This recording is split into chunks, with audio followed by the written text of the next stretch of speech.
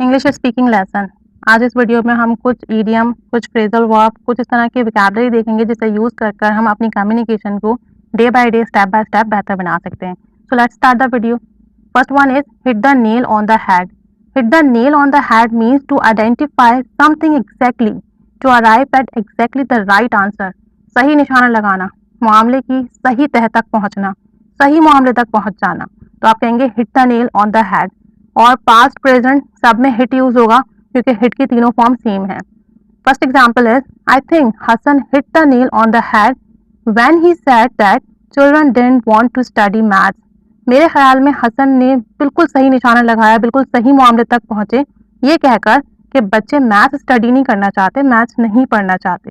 And the example is don't hit the nail on the head if you don't know anything. अगर तुम सही मामले को नहीं जानते हो तो तुम्हें मामले तक पहुंचने का भी हक नहीं है। Hit the nail on the head. My principal hit the nail on the head when she said that teachers are not loyal with students. मेरी प्रिंसिपल मामले की बिल्कुल तह तक, सही हद तक पहुंची हैं ये कहकर कि टीचर बच्चों के साथ वफादार नहीं है, लॉयल नहीं है। Another one is lash out.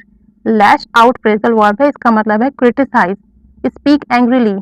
और वर्बल अटैक, वायलेंट अटैक यानी गुस्से से बोलना, बुरा भला कहना, किसी पर अपने लफ्जों के कोड़े बरसाना, बहुत हार्श होना। For example the man lashed out at me when I asked him if it was his own hair.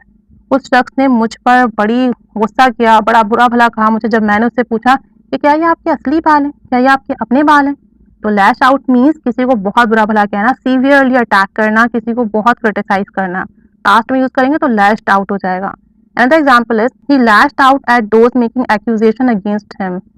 उसने अपने ऊपर इल्जामात आयद करने वालों पर सख्त तनकीद की, सख्त गुस्सा किया। Our teacher lashed out the weak student in the class.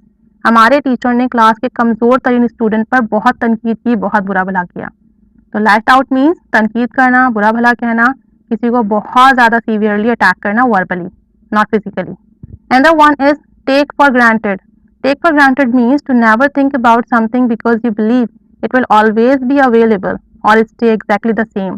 किसी चीज के बारे में ना सोचना कि यार ये तो हमेशा ही दस्तयाब रहेगी, ये तो हमेशा ही ऐसे रहेगी, और बेफिक्र होकर उसे इस्तेमाल करना, चाहे वो कोई शख्स हो, कोई चीज हो, या चाहे कोई मामला हो। ये सोच लेना कि यार ये तो हमेशा ही साथ रहेगी, ये तो हमेशा ही मौजूद रहेगी, और फिर उसकी जो है आप नाकदरी करें, उसका वो परवाह, वो ख्याल ना करें जो वो डिजर्व करता हो। For example I took it for granted that I would find the perfect job.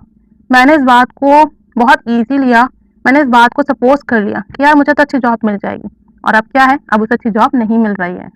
Another example is it's easy to take your parents for granted. ये बहुत आसान है कि आप अपने वालिदैन के लिए सोचें कि यार ये तो हमेशा ही दस्तयाब रहेंगे, हमारे सारे काम होते रहेंगे। Take for granted means हमेशा दस्तयाब रहना, इस बात से बेफिक्र और लापरवाह हो जाना कि हम कुछ करें क्योंकि ये तो हमेशा ही मौजूद रहेंगे हमारे पास। Another one is throw in the towel. Throw in the towel means to quit, to give up.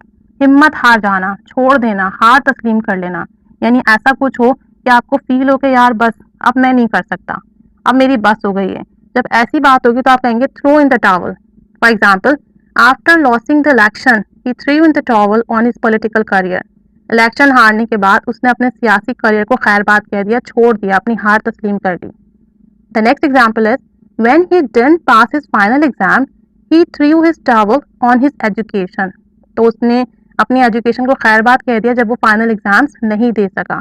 Throw आप यूज करेंगे प्रेजेंट के लिए, थ्रू यूज करेंगे आप पास्ट के लिए। तो throw in the towel means किसी भी चीज को छोड़ देना, हिम्मत हार जाना, अपनी हार तस्लीम कर लेना। तो these are some phrases and phrasal verb and idiom for the better understanding of English. अब आप लोग प्रैक्टिस कीजिए, कमेंट बॉक्स में शेयर कीजिए, सेंटेंसेस बनाइए। जब तक प्रैक्टिस नहीं करेंगे इंग्लिश नहीं आएगी। So keep practising, keep learning English, and of course thanks for watching.